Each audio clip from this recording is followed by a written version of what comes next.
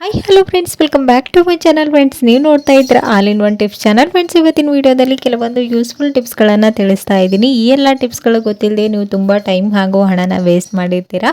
ಹಾಗೆಯೇ ವಿಂಟರ್ ಸೀಸನಲ್ಲಿ ಯೂಸ್ ಆಗುವಂಥ ಕೆಲವೊಂದು ಈಸಿ ಟಿಪ್ಸ್ಗಳನ್ನು ಕೂಡ ಇವತ್ತಿನ ವಿಡಿಯೋದಲ್ಲಿ ನೋಡೋಣ. ವಿಡಿಯೋನ ಎಲ್ಲಿ ಸ್ಕಿಪ್ ಮಾಡಿದೆ ನೋಡಿ, ಎಲ್ಲ ಟಿಪ್ಸ್ಗಳು ನಿಮಗೆ ಖಂಡಿತ ಯೂಸ್ಫುಲ್ ಆಗುತ್ತೆ. ಓಕೆನಾ?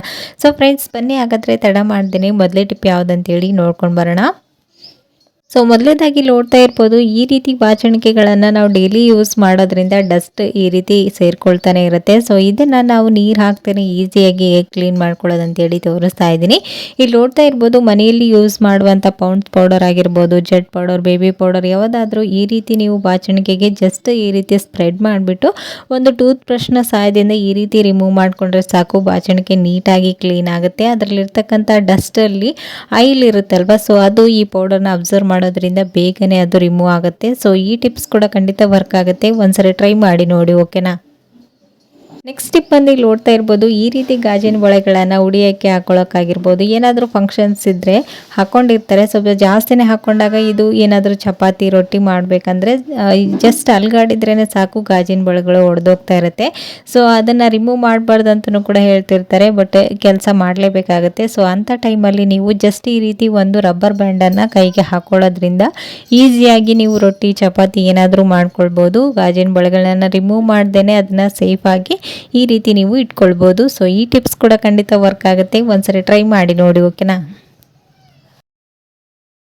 ನೆಕ್ಸ್ಟ್ ಟಿಪ್ ಬಂದು ಈ ರೀತಿ ಕೊಬ್ಬರಿ ತುರಿಯೋ ಮಣೆ ಮೇಲ್ಗಡೆ ಕೊಬ್ಬರಿನ ನೀವು ತುರಿಯೋದಕ್ಕಿಂತ ಮುಂಚೆ ಈ ರೀತಿ ಕಾಯಿನ್ಗಳನ್ನು ಜಸ್ಟ್ ಈ ರೀತಿ ಮೂವ್ ಮಾಡಿ ನೋಡಿ. ಈ ರೀತಿ ಹಳೇದಾಗಿರುವಂತಹ ಕೊಬ್ಬರಿ ತುರಿ ಮಣೆ ಬೇಗನೆ ಶಾರ್ಪ್ ಆಗುತ್ತೆ. ಇದನ್ನು ನಾವು ಡೈಲಿ ಯೂಸ್ ಮಾಡೋದ್ರಿಂದ ಇದರ ಶಾರ್ಪ್ನೆಸ್ ಹಾಳಾಗಿರುತ್ತೆ. ಸೊ ಇದನ್ನು ವೇಸ್ಟ್ ಅಂತ ಬಿಸಾಕಿ ಇನ್ನೊಂದು ಹೊಸ ತರೋ ಬದಲು ಈ ರೀತಿ ನೀವು ಇದನ್ನು ಶಾರ್ಪ್ ಮಾಡ್ಕೊಳ್ಬೋದು. ಸೊ ವಿಡಿಯೋದಲ್ಲಿ ತೋರಿಸ್ದಾಗೇ ಕಾಯಿನನ್ನು ಈ ರೀತಿ ಅಪೋಸಿಟ್ ಸೈಡಲ್ಲಿ ಈ ರೀತಿ ನೀವು ಇದನ್ನು ಮೂವ್ ಮಾಡಬೇಕು. ಈ ರೀತಿ ಮಾಡೋದ್ರಿಂದ ಈ ಕೊಬ್ಬರಿ ತುರಿಯೋ ಮಣೆ ಇದರಲ್ಲಿರ್ತಕ್ಕಂಥ ಹಲ್ಲುಗಳು ನೀಟಾಗಿ ಶಾರ್ಪ್ ಆಗುತ್ತೆ. ಸೊ ನಂತರ ನೀವು ಕೊಬ್ಬರಿನ ನೀಟಾಗಿ ಈ ರೀತಿ ಮೂವ್ ಮಾಡಿಕೊಂಡ್ರೆ ಸಾಕು, ಕೊಬ್ಬರಿ ತುರಿ ರೆಡಿ ಆಗುತ್ತೆ. ಈ ರೀತಿ ಕೊಬ್ಬರಿ ಮಣೆಗಳು ಶಾರ್ಪ್ನೆಸ್ ಹಾಳಾದಾಗ ಸ್ವಲ್ಪ ಟೈಮ್ ಜಾಸ್ತಿನೇ ಹಿಡಿಯುತ್ತೆ ಕೊಬ್ಬರಿ ಎಲ್ಲನೂ ತುರ್ಕೊಳ್ಬೇಕಂದ್ರೆ. ಸೊ ಆವಾಗ ನೀವು ಈ ಟಿಪ್ಸ್ನ ಟ್ರೈ ಮಾಡ್ಬೋದು. ಈ ರೀತಿ ಶಾರ್ಪ್ ಮಾಡಿಕೊಂಡು ನೀವು ಜಾಸ್ತಿ ಕೊಬ್ಬರಿಗಳನ್ನು ಕಡಿಮೆ ಟೈಮಲ್ಲಿ ಈ ರೀತಿ ತುರಿನ ರೆಡಿ ಮಾಡ್ಕೊಳ್ಬೋದು. ಸೊ ಈ ಟಿಪ್ಸ್ ಕೂಡ ಖಂಡಿತ ವರ್ಕ್ ಆಗುತ್ತೆ. ಒಂದ್ಸರಿ ಟ್ರೈ ಮಾಡಿ ನೋಡಿ. ಓಕೆನಾ?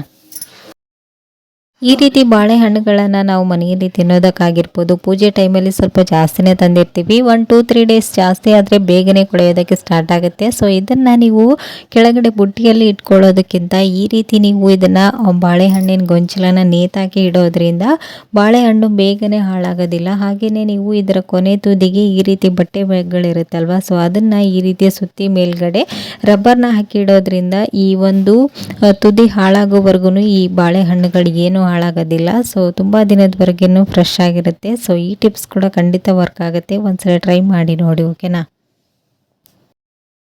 ಸೊ ನೆಕ್ಸ್ಟ್ ಟಿಪ್ ಬಂದು ಇಲ್ಲಿ ನೋಡ್ತಾ ಇರ್ಬೋದು, ಇವಾಗ ವಿಂಟರ್ ಸೀಸನ್ ಆಗಿರೋದ್ರಿಂದ ನಾವು ಕೈ ಕಾಲುಗಳನ್ನು ಎಷ್ಟು ಕೇರ್ ಮಾಡಿದ್ರೂ ಇದರ ಒಂದು ಸ್ಕಿನ್ ತುಂಬಾ ಹಾರ್ಡ್ ಆಗ್ತಾ ಇರುತ್ತೆ. ಸೊ ನಾವು ಡೈಲಿ ಡಸ್ಟಲ್ಲಿ ವರ್ಕ್ ಮಾಡೋದ್ರಿಂದ ಸೊ ಇದನ್ನು ನಾವು ಹೇಗೆ ಸೇಫಾಗಿ ಕೇರ್ ಮಾಡೋದು ಈ ವಿಂಟರ್ ಸೀಸನಲ್ಲಿ ಅಂತೇಳಿ ತೋರಿಸ್ತಾ ಇದ್ದೀನಿ. 10 ರೂಪೀಸ್ ಕೊಬ್ಬರಿ ಎಣ್ಣೆನ ಯೂಸ್ ಮಾಡಿಕೊಂಡು ನೀವು ನಿಮ್ಮ ಒಂದು ಕೈ ಕಾಲುಗಳನ್ನು ನೀಟಾಗಿ ಕೇರ್ ಮಾಡ್ಕೊಳ್ಬೋದು. ಸೊ ಇಲ್ಲಿ ನಾನು ಒಂದು ಸ್ವಲ್ಪ ವ್ಯಾಸ್ಲೀನನ್ನು ತೊಗೊಂಡಿದ್ದೀನಿ. ಎಷ್ಟು ವ್ಯಾಸ್ಲೀನ್ ತೊಗೊಂಡಿರ್ತೀವಿ ಅಷ್ಟೇ ಪ್ರಮಾಣದಷ್ಟು ಕೊಬ್ಬರಿ ಎಣ್ಣೆನ ತೊಗೊಳ್ಬೇಕಾಗುತ್ತೆ. ಈ ವ್ಯಾಸ್ಲೀನಲ್ಲಿ ಕೊಬ್ಬರಿ ಎಣ್ಣೆನ ಮಿಕ್ಸ್ ಮಾಡ್ಕೊಳ್ಳೋದಕ್ಕೋಸ್ಕರ ವ್ಯಾಸ್ಲೀನನ್ನು ಒಂದು ಸ್ವಲ್ಪ ಕರಗಿಸ್ಕೊಂಡು ತೊಗೊಂಡಿದ್ದೀನಿ. ನಂತರ ಇದರಲ್ಲಿ ಕೊಬ್ಬರಿ ಎಣ್ಣೆನ ಮಿಕ್ಸ್ ಮಾಡಿ ಇವೆರಡು ನೀಟಾಗಿ ಮಿಕ್ಸ್ ಆಗುವಾಗೆ ಮಿಕ್ಸ್ ಮಾಡ್ಕೊಳ್ಬೇಕು. ನಂತರ ನೀವು ಕೈ ಕಾಲುಗಳಿಗೆ ಅಪ್ಲೈ ಮಾಡಬೇಕು. ಒಬ್ರೊಬ್ಬರಿಗೆ ಕೈ ಕಾಲುಗಳೆಲ್ಲ ಸೀಳ್ತಾ ಇರುತ್ತೆ ಚಳಿಗೆ. ಸೊ ಅಂಥವ್ರು ಇದರಲ್ಲಿ ಒಂದು ಸ್ವಲ್ಪ ಅರಿಶಿಣನ ಹಾಕಿ ಹಚ್ಕೊಳ್ಳೋದ್ರಿಂದ ಆ ಒಂದು ಪೇನ್ ಕೂಡ ರಿಲೀಸ್ ಆಗುತ್ತೆ. ಸೊ ಈ ಒಂದು ಕ್ರೀಮ್ನ ರೆಡಿ ಮಾಡಿ ಇಟ್ಕೊಂಡು ನೀವು ಮಾರ್ನಿಂಗ್ ನೈಟ್ ಎಲ್ಲನೂ ಹಚ್ಕೊಳ್ಳೋದ್ರಿಂದ ನಿಮ್ಮ ಕೈ ಕಾಲುಗಳು ಚಳಿಗಾಲದಲ್ಲೂ ಸಹ ನೀಟಾಗಿ ಕಾಣಿಸುತ್ತೆ. ಸೊ ನೋಡ್ತಾ ಇರ್ಬೋದು, ಮೊದಲಿದ್ದಕ್ಕೂ ಇವಾಗೂ ಎಷ್ಟು ಡಿಫ್ರೆಂಟ್ ಕಾಣ್ತಾ ಇದೆ ಅಂತ.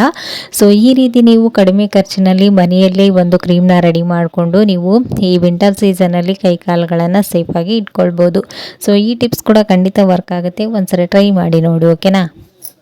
ಸೊ ಫ್ರೆಂಡ್ಸ್, ನೋಡಿದ್ರಲ್ವಾ ಇವತ್ತಿನ ಈ ಎಲ್ಲ ಟಿಪ್ಸ್ಗಳು ನಿಮಗೂ ಕೂಡ ಖಂಡಿತ ಯೂಸ್ಫುಲ್ ಆಯ್ತು ಅಂತ ಅಂದ್ಕೊಂಡಿದ್ದೀನಿ. ಯೂಸ್ಫುಲ್ ಆದರೆ ಪ್ಲೀಸ್ ಒಂದು ಲೈಕ್ ಕೊಡೋದನ್ನು ಮರಿಬೇಡಿ. ಮತ್ತು ನಾಳೆ ಹೊಸ ಟಿಪ್ಸ್ಗಳೊಂದಿಗೆ ಮತ್ತೆ ನಿಮ್ಮನ್ನ ಮೀಟ್ ಮಾಡ್ತೀನಿ ಫ್ರೆಂಡ್ಸ್. ಅಲ್ಲಿವರೆಗೂ ಟೇಕ್ ಕೇರ್. ಬಾಯ್.